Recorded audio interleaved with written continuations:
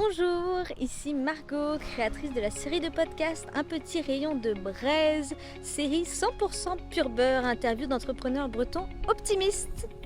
Aujourd'hui, nous allons interviewer Frédéric Lescure, président de Socomore, qui produit des matières chimiques à haute valeur ajoutée.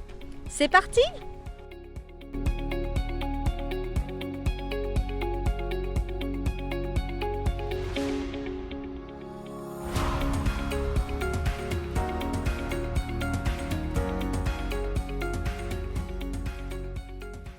Par une petite question, plus pour vous définir, pour que les internautes puissent savoir un petit peu de qui il s'agit au-delà des bios qu'on peut trouver sur internet. Si vous pouvez vous définir en 3 tags, donc 3 un peu comme les hashtags, vous savez, sur les réseaux sociaux, 3 mots-clés en fait qui vous définiraient, ce seraient lesquels? Inattendu, j'adore être là où on m'attend pas. Industriel, parce que j'ai tout essayé, mais industriel c'est ce qui me plaît.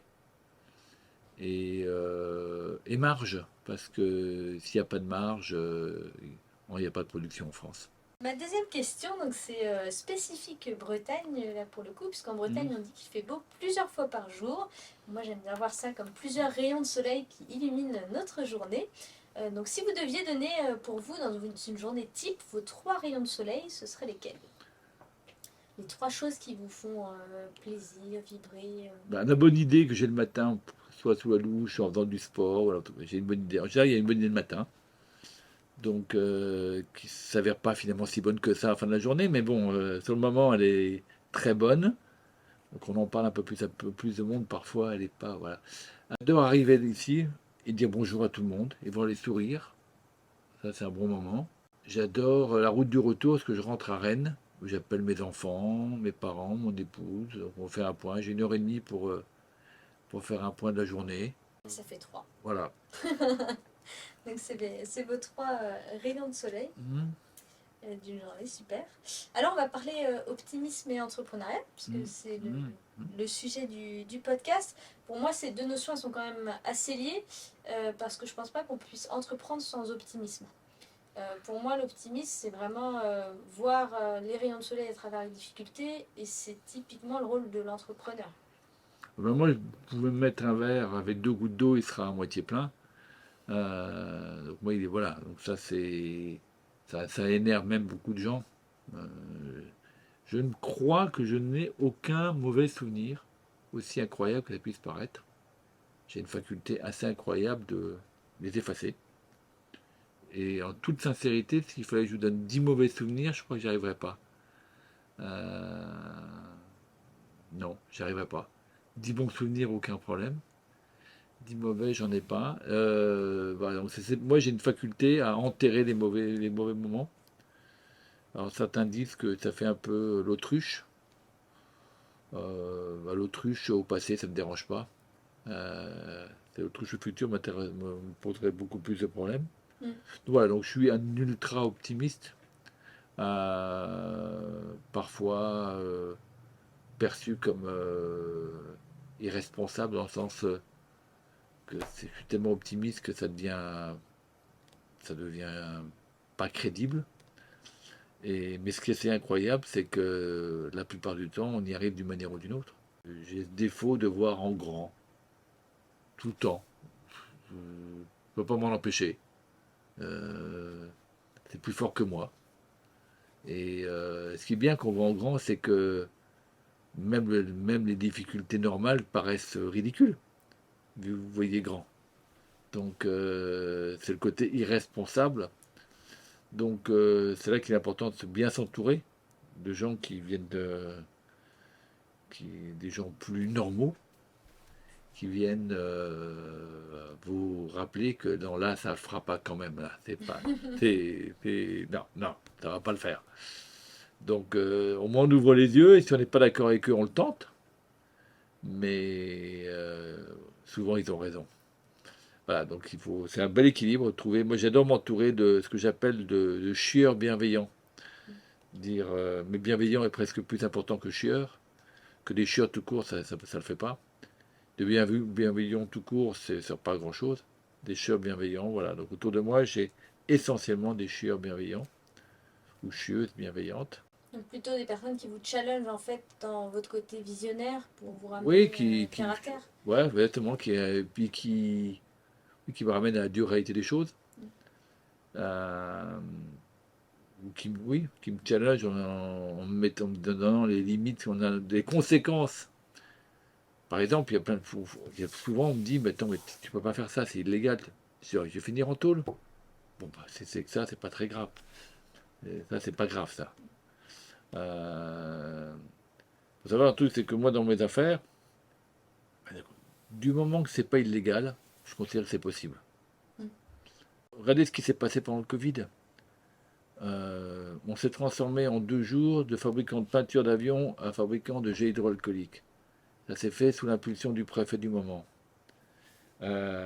qui, pour des raisons, parce que c'était la guerre, entre guillemets, a mobilisé des moyens complètement déments, dont mes usines, et c'est d'autres, hein, pour fabriquer du gel hydroalcoolique. Il a fait venir du gel hydroalcoolique qu'il a réquisitionné à Cognac. On a reçu des camions et des camions de gel, de cognac, d'alcool de cognac. Alors, c'est pas du cognac, hein, c'est de l'alcool de la ville de Cognac. On est devenu ponctuellement le plus gros trafiquant d'alcool breton. Hein, on a battu tout le monde. On recevait des centaines de milliers de litres par jour. Mais on a tout fait ça en 2 jours. Les autorisations, euh, le fait de pouvoir manipuler l'alcool pur, mais en temps normal, c'est 10 ans de procédure. Là, c'était 24 heures. Voilà, donc aujourd'hui, quand le bon sens se réunit ensemble, on peut faire des choses extraordinaires. Les limites, mes limites, c'est oui, quand le bon sens challenge l'illégalité. Je vais me poser que oui, enfin, à un moment, on ne va pas aller en prison pour aller en prison, donc on fait attention, mais oui, je peux challenger, oui. Justement, comment vous avez mené ces innovations Les innovations, nous, on est dans un domaine qui est très particulier. On emploie il y a plus de 50 chercheurs sur 350 salariés. Donc on a 15% de nos salariés qui sont en R&D pur. Hein. Une grosse trentaine sur le site de Vannes. On doit en avoir une quinzaine à Saint-Dié. À Los Angeles, ils sont 3.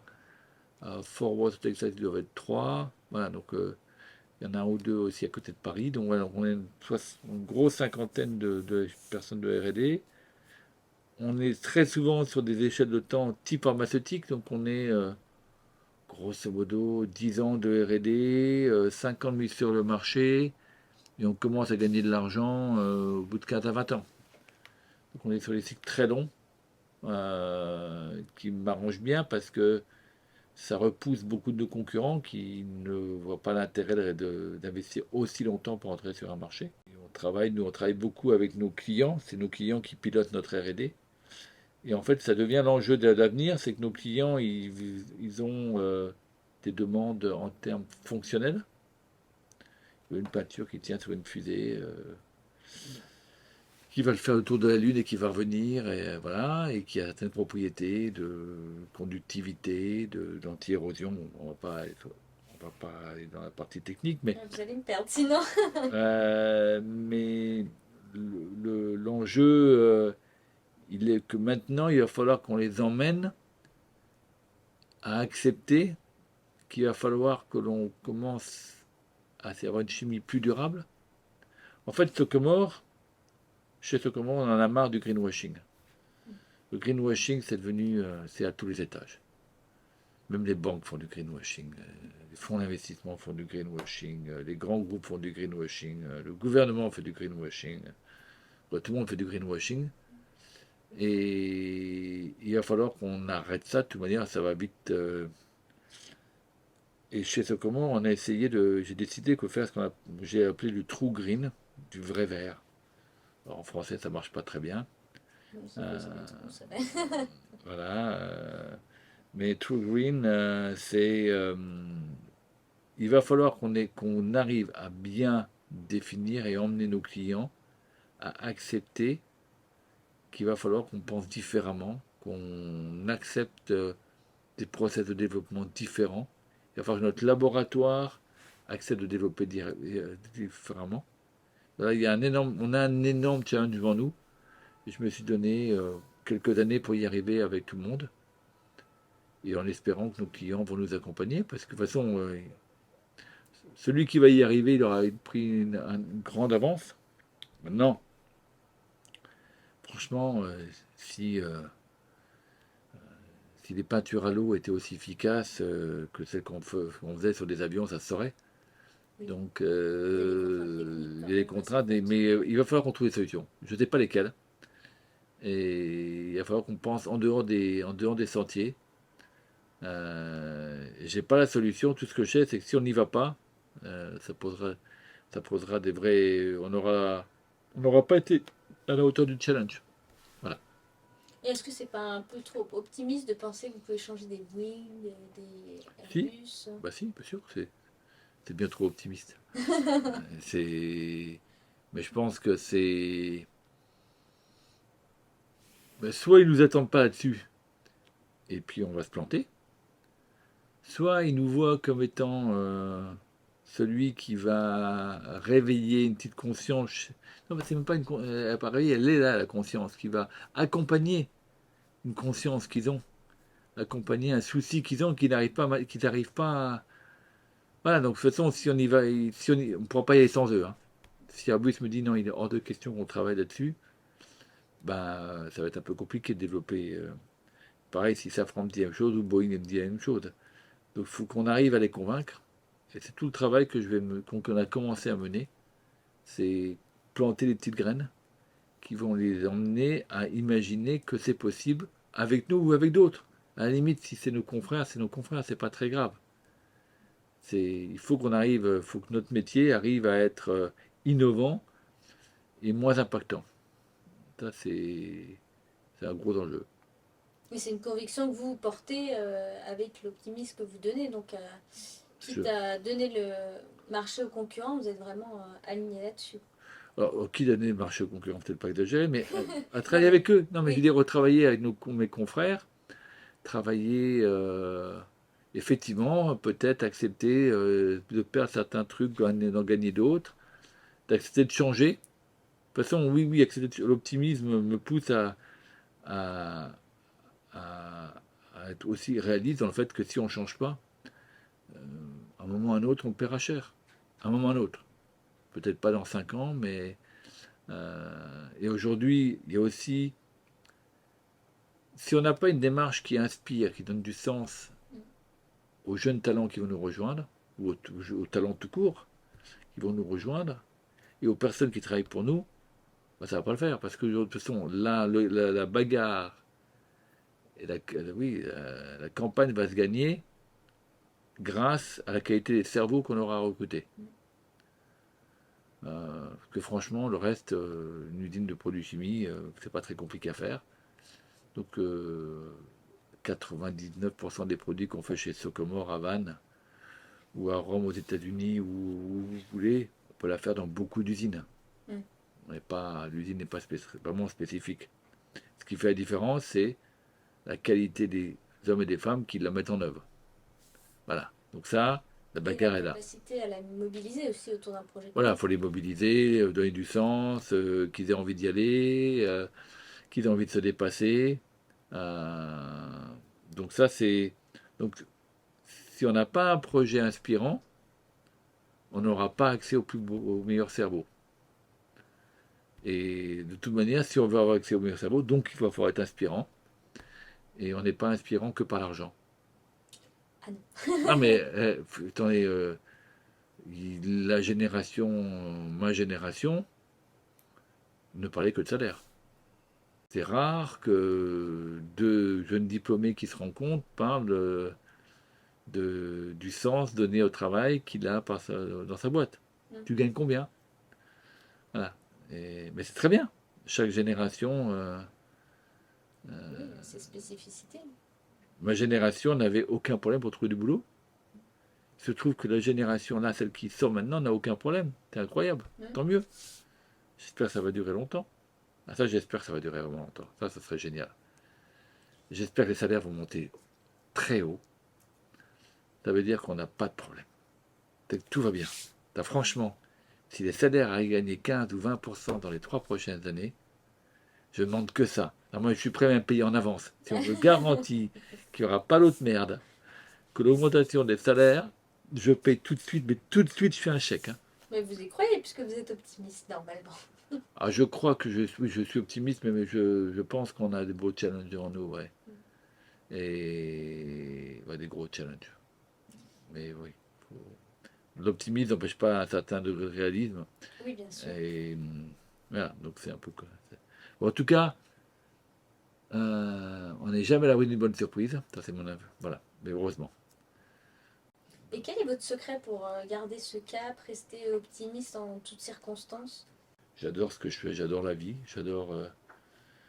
j'ai une chance folle de faire ce que j'aime. En fait, je me pose jamais la question. Je me suis jamais posé la question de savoir est-ce que j'aime bosser. En fait, j'ai pas de moi, je ne bosse pas, j'ai une passion. C'est mon gros problème. C'est pour partir à la retraite, il faut avoir un boulot. Moi, j'ai pas de boulot, moi. J'ai une passion. Et c'est ça qui va être compliqué à gérer. Et là, à 62 ans, je sais que je dois me poser la question, je dois le gérer, au moins dans les 20 prochaines années. C'est large. Voire avant, probablement. Et oui, il va falloir que je gère ça bien. Mon surnom, toujours, qu'on m'a toujours donné, c'est Impec. Pourquoi? Parce qu'on me demande comment ça va, je dis ben, impeccable. De toute façon, il ne peut pas être autrement. Même quand ça ne va pas du tout, c'est impeccable. Donc, pour plein de raisons. La première raison, c'est quand vous dites que ça ne va pas, les gens commencent à se méfier. Donc, c'est pas bon pour le business. Pas bon, même pour rien. Pour rien. Donc impeccable. Et moi, j'ai une particularité, c'est que je vends toujours la peau de l'ours avant de l'avoir tué. Toujours. La seule chose que je ne fais pas, c'est que je ne donne pas la couleur. Donc je peux débarquer avec du blanc, du orange, non pas du orange, mais du brun, du noir. Voilà, donc je donne ni la taille ni la couleur. Mais par contre, oui, j'adore vendre des choses que j'ai pas faites. Et c'est ça qui vous fait avancer Voilà, aussi, mais... qui vous challenge. Alors parfois, ça met un peu les gens dans l'inconfort. Hein. Ceux qui savent au courant que le truc que je viens de vendre, on l'a même pas en carnet. Mais jusqu'à présent, ça nous a plutôt bien servi. Et mais il faut être la contrepartie de l'ambition, ou d'être ambitieux, il faut savoir s'excuser quand on n'a pas réussi. Donc c'est vrai que de temps en temps, ça ne le fait pas, quoi. L'ours, on ne le trouve pas. Mais il faut surtout pas, là il faut l'affronter, la personne à qui vous avez vendu l'ours, et s'excuser, comme quoi, finalement le lapin c'est bien aussi. Et puis voilà, quoi. Il y a une forme d'humilité. On est obligatoire, parce que si vous n'avez pas d'humilité, vous retrouvez des coups d'eau dans le dos. Hein. Et quand justement vous n'arrivez pas à trouver l'ours finalement, ni la couleur, ni la taille, est-ce que vous le vivez comme une certaine forme d'échec ou pas du tout? Comment vous le gérez? Moi personnellement, oui, je le gère. Ah oui, c'est pas génial. Maintenant, comme je me donne l'obligation d'aller expliquer à la personne à qui je l'ai vendu que je me suis trompé, ou que j'ai survendu, ou n'importe quoi, ça me donne des opportunités de lui vendre autre chose. Un autre ours, une autre taille, un autre timing. Et c'est ça qui est fabuleux. C'est que finalement, les gens sont tellement peu habitués à ce que finalement, non, excuse-moi, là, j'ai merdé. Sur ce coup-là, ça le fera pas. Mais bon, par contre, j'ai ça. Et voilà, il rebondit. Moi, je pense que je suis assez doué au triple salto vrillé arrière. En tout cas, c'est ma force. Voilà, moi, c'est ma force, c'est d'être absolument là où on m'attend pas. Et si vous deviez citer donc une citation ou une inspiration, une personne, un livre, un film ou un moment clé de votre vie qui vous a permis de façonner l'entrepreneur que vous êtes, ce serait quoi?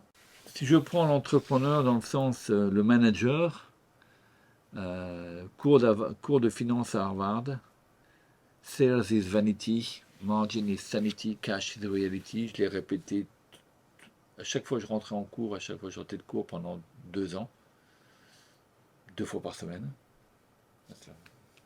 Ça, C'est à la méthode l'armée, américaine. on parle de marche ou crève. J'ai l'habitude de dire que chez nous, c'est marche. C'est pas marche ou crève, c'est marge ou crève. Je pense qu'aujourd'hui, la marge c'est quelque chose qui est très très important si on veut si on veut rester entrepreneur en France. Parce que si on veut gérer par l'innovation, moi je ne sais pas gérer par les coûts. Il y en a qui savent faire, hein, c'est fabuleux. Mais je ne sais pas faire. Moi je ne sais pas tout serrer, tous les boulons, tous les trucs. Et j'admire ceux qui y arrivent, hein. Parce que vraiment je suis nul là-dedans. Moi je sais, par contre, faire en sorte de chercher les chemins qui vont générer suffisamment de marge pour pouvoir financer de la R&D, des laboratoires, des collaborations, des partenariats, pouvoir avoir des salaires un peu plus importants que dans d'autres endroits. Bah, ça me plaît. Autrement, celui qui m'a beaucoup plus inspiré, c'est Yvon Chouinard, le patron de Patagonia.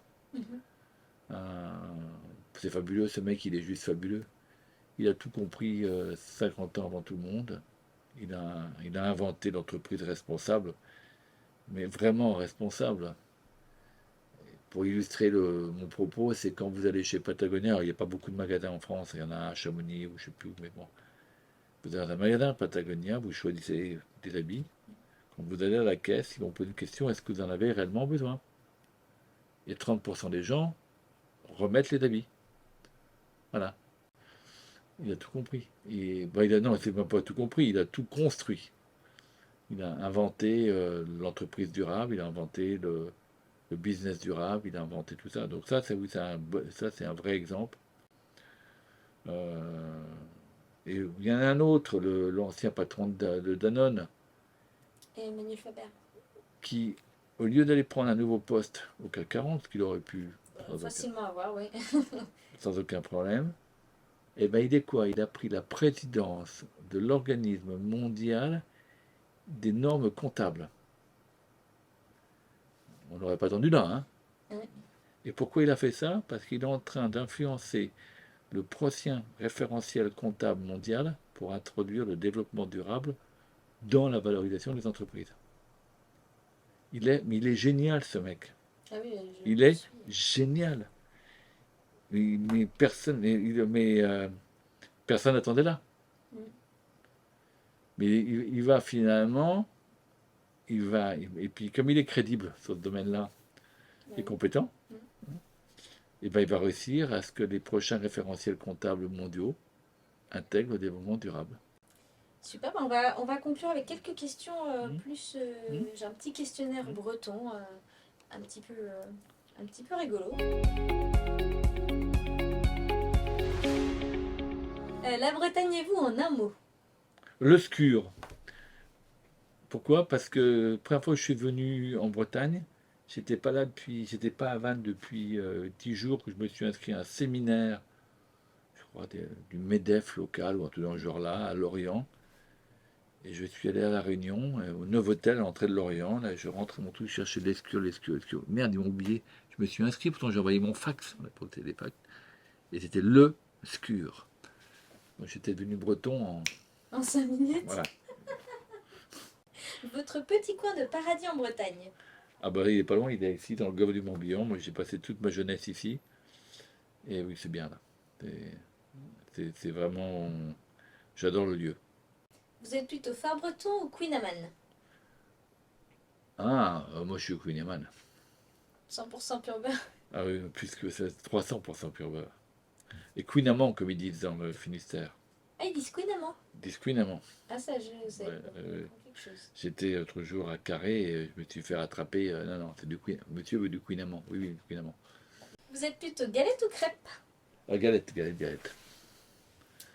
La marinière, c'est toujours à la mode ou démodé? Non, pull marin. Le pull marin? Ah, pull marin, oui. Pull marin, vous me voyez qu'une veste, c'est rare. Hein. En général, c'est pull marin. Ah, j'ai de la chance. Non, c'est juste que ce matin, j'ai pris une veste, mais bon, pull marin. Et un dernier mot en breton? Kenavo, mais qu'on le fait. Non, je ne suis pas un grand bretonnant. Mais j'aime bien la Bretagne. J'adore ça. J'y suis bien. Merci à Frédéric pour ce super podcast. J'espère que vous avez apprécié autant que moi. Le format était un peu différent. Vous voyez, on est sur une saison 2 de Un petit rayon de braise. Et j'ai hâte de vous faire découvrir la suite. On se donne rendez-vous le mois prochain. À bientôt!